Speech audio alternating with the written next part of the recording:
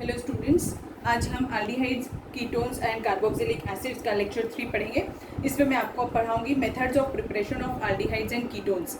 जैसे मैं आपको हर क्लास में बताती हूँ कि जब भी कभी मेथड्स ऑफ प्रिपरेशन पढ़ना हो तो हमेशा ही हम हाइड्रोकार्बन से शुरू करते हैं, जिससे वो सीक्वेंस याद करना थोड़ा ईजी जाता है।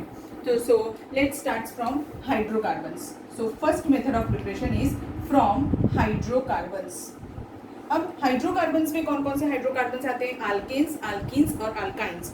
इसमें अल्केन्स से हम एल्डिहाइड्स और कीटोन्स नहीं बना सकते हैं, अल्कीन्स से बना सकते हैं। तो अभी हम फर्स्ट मेथड में पढ़ेंगे फ्रॉम अल्कीन्स। तो अल्कीन्स से कैसे प्रिपेयर करते हैं?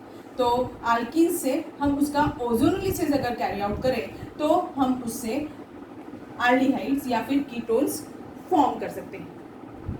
एल्डिहाइड्स और कीटोन्स फॉर्म करने के पहले मैं आपको थोड़ा सा ये बता देती हूँ कि ओजोनोलिसिस होता क्या है। ओजोनोलिसिस क्या होता है? ये रिएक्शन जब भी हम कैरी आउट करते हैं, ये रिएक्शन हमेशा ही 2 स्टेप में कैरी आउट की जाती है। तो फर्स्ट स्टेप होती है एडिशन ऑफ ओजोन और सेकेंड स्टेप होती है reaction with zinc in presence of H2O।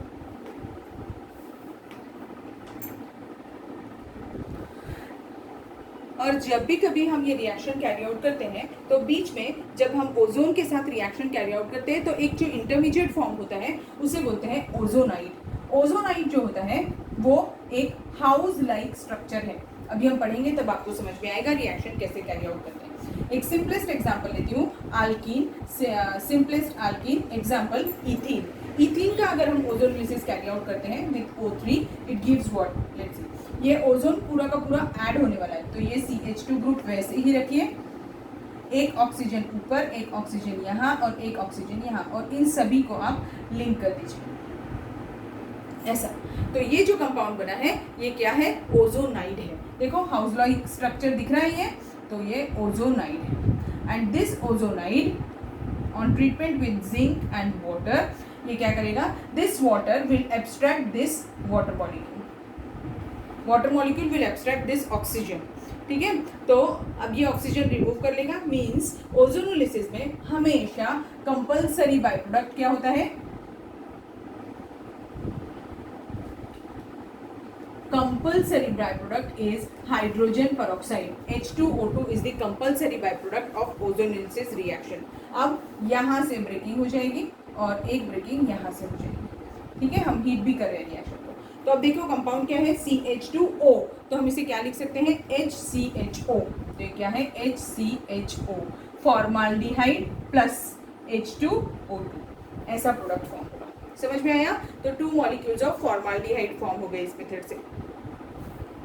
ये जो क्वेश्चन है ओजोनोलिसिस में, ये हमने 11th स्टैंडर्ड में बहुत डिटेल में पढ़ा हुआ था। ये ऐसा ही सेम पढ़ाया था उस टाइम पर भी, तो ऐसा ही होता है। इस पर क्वेश्चन कैसा आता है देखिए, एक तो ये डायरेक्ट मेथड हो सकती है कि इसका ओजोनोलिसिस किया तो क्या फॉर्म होता है, या फिर कभी कभी उल्टा क्वेश्चन आता है। ऐसे वो पूछता है कि if the product obtained by ozonolysis is 2 molecules of formaldehyde, what was the reactant? ऐसा क्वेश्चन, उल्टा क्वेश्चन। तो देखो अगर फॉर्माल्डिहाइड, वो बोल रहे हैं कि फॉर्माल्डिहाइड अगर उसका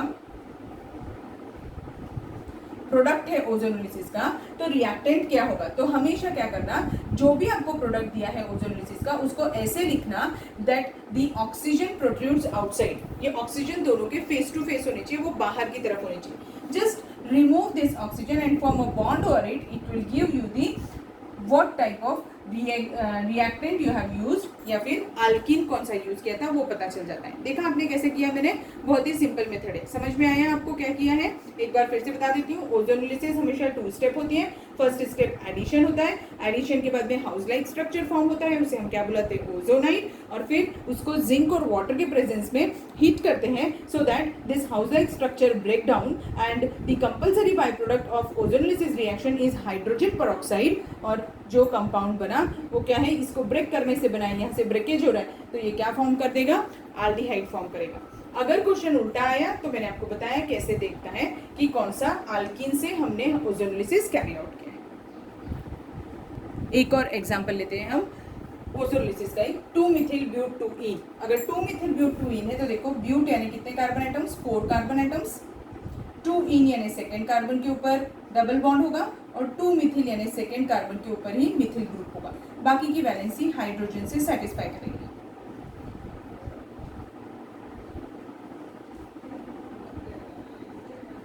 ठीक है, अब अगर मैंने इसका ओजोनोलिसिस कैरी आउट किया तो क्या होगा, जहां पर हाउस लाइक स्ट्रक्चर है वहीं पर ओजोन फॉर्म होगा। तो ये देखो C, अब ये 2 CH3 ग्रुप थे, तो ये 2 CH3 ग्रुप इसके साइड पे, इस साइड पर एक हाइड्रोजन और एक CH3 ग्रुप है, तो एक हाइड्रोजन और एक CH3 ग्रुप, और यहाँ पर एक ऑक्सीजन आ जाएगा, एक ऑक्सीजन यहाँ, एक ऑक्सीजन यहाँ, ऐसा कंपाउंड फॉर्म हो जाएगा। और ये भी क्या है, ओजोनाइड है। अब जब हम इसका reaction zinc in presence of water carry out करेंगे तो हमेशा ये जो वाटर है ये एपेक्स का ऑक्सीजन लेकर जाता है, तो बाई प्रोडक्ट क्या हो जाएगा, H2O2 बाई प्रोडक्ट हो जाएगा और यहाँ से ब्रेकिंग हो जाएगी। अब देखो ये क्या बना, CH3CHO मीन्स क्या कंपाउंड फॉर्म हुआ, CH3CHO प्लस, ये कंपाउंड क्या फॉर्म हुआ, CH3COCH3, तो CH3COCH3 ऐसा कंपाउंड फॉर्म हो जाएगा। मीन्स हमें इसमें 2 डिफरेंट टाइप के कार्बोक्सिलिक ग्रुप मिले हैं। कौन कौन से कार्बोनिल ग्रुप मिले, सॉरी, तो कौन कौन से मिले, एक है एसिटाल्डिहाइड और दूसरा क्या है, एसीटोन। समझो आपको अभी कैसे करते हैं ओजोनोलिसिस, तो ओजोनोलिसिस रिएक्शन हो गई है अब। Now next method from alkene is, it is a name method, that is Waker's process, WACKER, Waker's process। Waker's process क्या होता है देखिए, in this an alkene, example ले लेती हूँ यही, तो when alkene is treated with acidified aqueous solution of PdCl2 in presence of CuCl2 and air, means oxygen, so that it gives CH3CHO, that is acetaldehyde plus HCl plus palladium। Okay, ऐसा form होता है। Same reaction हम prop1ene के साथ भी कर सकते हैं। prop1ene on treatment with acidified PdCl2, aqueous solution of acidified PdCl2 in presence of CuCl2 and air, it gives 3 carbon atoms है, तो वो क्या देगा, CH3COCH3 plus HCl plus PD। ठीक है, सो इसमें क्या फॉर्म हुआ, एसिटाल्डिहाइड, और यहाँ पर क्या फॉर्म हुआ है, एसीटोन। ठीक है, समझ में आया। सो these are the 2 methods by which an alkene can be converted into aldehyde or ketone. Now next method of preparation is from alkynes. So in this there are 2 methods by which an alkyne can be converted into an aldehyde or ketone. So the first method is by hydration. अब hydration carry out करना है तो हमें क्या लगेगा, hydrolysing agent. अब यहाँ पर हाइड्रोलाइजिंग एजेंट क्या यूज करने वाले हैं हम, H2SO4 हम यूज करेंगे, तब जाके ये रिएक्शन होगी। तो देखो CH ट्रिपल बॉन्ड CH है, इसका अगर मैंने हाइड्रोलिसिस कर दिया मीन्स वाटर ऐड कर दिया, और वाटर किसके प्रेजेंस में ऐड कर रहे हैं हम, H2SO4 डाइल्यूट है, ये डाइल्यूट H2SO4 एंड 1% HgSO4। बताऊंगी मैं आपको HgSO4 क्यों यूज कर रहे हैं। ठीक है, सो दैट इट एड्स वाटर। अब अगर मैं इसमें वाटर ऐड करूंगी तो ये देखो कैसे दिखेगा, water will break into what, H and OH, and the reaction will follows Markovnikov's rule। तो अभी क्या होगा, H एक में ये सिमेट्रिकल है इसीलिए एक में H जाएगा और एक में OH, तो एक में H और दूसरे में OH, so that it gives what, CH2 double bond CHOH, ऐसा स्पीशीज बनेगा, and it is unstable। So this HgSO4 it carries out the rearrangement of this compound, so it shifts this hydrogen to this place। as it shifts this hydrogen to this place तो फिर ये क्या form हो जाएगा, CH3CHO means क्या form हो जाएगा, acetaldehyde form हो जाएगा। ठीक है, समझ में आया रिएक्शन कैसे किया। और ये जो इंटरमीडिएट बना है, अगर आपको याद होगा तो हमने टॉटोमेरिज्म पढ़ा था, उसमें देखो ईन है और OH है, तो ईन और OH रहा तो उसे क्या बुलाते हैं, इनॉल। तो ये क्या है, इनॉल फॉर्म है एसिटाल्डिहाइड का। ठीक, अब एक और कंपाउंड के साथ रिएक्शन बता देती हूँ। सपोज करिए कि मेरे पास में कंपाउंड है prop 1 आइन। prop 1 आइन means CH3 CH C triple bond CH, ये कंपाउंड होगा prop 1 आइन। इसका रिएक्शन सेम वैसे ही कर रहे हैं, तो वाटर के साथ ट्रीटमेंट, अगेन डाइल्यूट H2SO4 और क्या लेंगे 1% HgSO4। इसके साथ जब रिएक्शन कैरी आउट करेंगे अगेन ये H2O काइमे ब्रेक होगा H और OH में, और कौन सा रूल फॉलो करेंगे हम, मार्कोनिकॉफ्स रूल। तो H वहां जाएगा। अब मार्कोनिकॉफ्स रूल यहाँ पर ये अच्छे से फॉलो होगा क्योंकि ये अनसिमेट्रिकल अल्काइन है, तो नेगेटिव पार्ट वहां जाएगा जहाँ पे number of hydrogen atoms come है, मींस इस पोजीशन पे, और पॉजिटिव पार्ट वहां जहाँ पे नंबर ऑफ हाइड्रोजन एटम्स ज्यादा है। तो ये इसके ऊपर पॉजिटिव चार्ज आने वाला है, इसके ऊपर नेगेटिव चार्ज आने वाला है। तो ये कैसा दिखेगा, देखिए CH3, अब इधर क्या आया OH, COH आ गया, double bond CH2, again this is the इनॉल form, double bond और OH प्रेजेंट है, इसीलिए ये क्या हो गया इनॉल form. It undergoes rearrangement so that this hydrogen shifts to this carbon, and what is the product, CH3 C double bond O single bond CH3 means क्या form हो गया एसीटोन। समझ में आया, बहुत ही सिंपल मेथड है। याद रखिएगा हाइड्रेशन ऑफ अल्काइंस अगर हम कैरी आउट करें तो हमेशा रिएक्शन क्या रिएजेंट यूज करने वाले हैं हम, dilute H2SO4 along with 1% HgSO4, और 1% HgSO4 का क्या काम है, it carries out rearrangement. Now next is the conversion of alkyne can also be carried out by hydroboration oxidation reaction। हमें alkynes को कैसे कन्वर्ट करना है, aldehyde या फिर कीटोन में। तो आपको याद होगा ये हमने पढ़ा हुआ है, अल्कोहल्स चैप्टर में मैंने पढ़ाया था हाइड्रोबोरेशन ऑक्सीडेशन मेथड क्या होता है, इसको HBO करके लिखवाया था आपको। और ये क्या है, it is the addition of water according to anti Markovnikov's rule.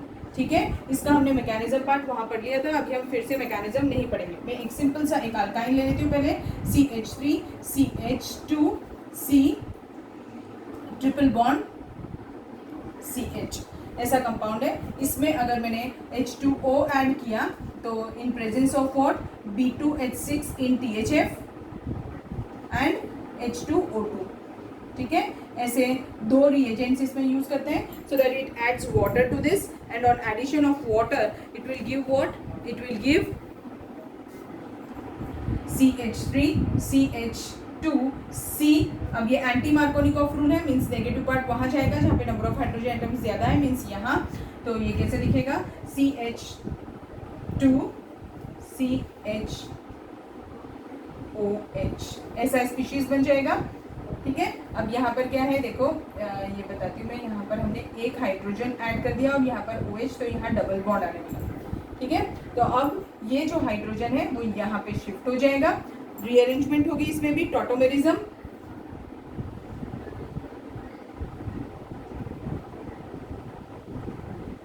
so that it gives CH3 CH2 CH2 CHO। ठीक है, समझ में आया कैसे किया मैंने रिएक्शन। ये हमारा टर्मिनल अल्काइन था। जब भी कभी आप टर्मिनल अल्काइन के साथ हाइड्रोबोरेशन ऑक्सीडेशन करेंगे, हमेशा always you will get aldehyde. If the same reaction is carried out with a non terminal, let's take an example for that. See this is but2 ion, this but2 ion, this was what, 1 2 3 4 carbon atoms है, this is but1 ion and this one is but2 ion। so on reaction with hydroboration oxidation means with B2H6 in THF, first reagent, and the second reagent is what, H2O2। in this we are going to add water according to anti-Markovnikov's rule, so that what it will give, it will give CH3C। अब ये तो non terminal है, कहीं पर भी कोई भी चीज़ डाल सकते हैं, तो यहाँ पर मैं OH लगा देती हूँ और डबल बॉन्ड C, यहाँ पे H और ये CH3। now again it will tautomerize and it will shift this oxygen to this carbon, so that it will give what, CH3 C double bond O CH2 CH3, means it is giving what, ketone। means whenever the hydroboration is carried out for a terminal alkyne, it will always give aldehyde, and if it is carried out with a non-terminal alkyne, it will always give ketone। One more thing that I forgot to tell you about, hydration reaction, वो क्या था कि उससे हम कभी भी formaldehyde नहीं बना सकते बेटा, फॉर्माल्डिहाइड कभी नहीं बना सकते। और इस मेथड से भी हम फॉर्माल्डिहाइड नहीं बना सकते, क्योंकि फॉर्माल्डिहाइड में कितने कार्बन होते हैं, सिर्फ एक कार्बन एटम होता है, और सबसे स्मॉलेस्ट अल्काइन कितने कार्बन का होता है, 2 कार्बन का होता है। इसीलिए formaldehyde can never be prepared from alkynes by any of the method, by either by hydration or by hydroboration oxidation method. So this was all about the methods of preparation of aldehydes and ketones from hydrocarbons. आपको समझ में आया होगा, नहीं समझा होगा तो record आप वीडियो को पॉज कर करके देखिएगा, नोट्स बनाइएगा, आपको समझ में आएगा। अगर कुछ डाउट्स है तो आप पूछ सकते हैं। Thank you.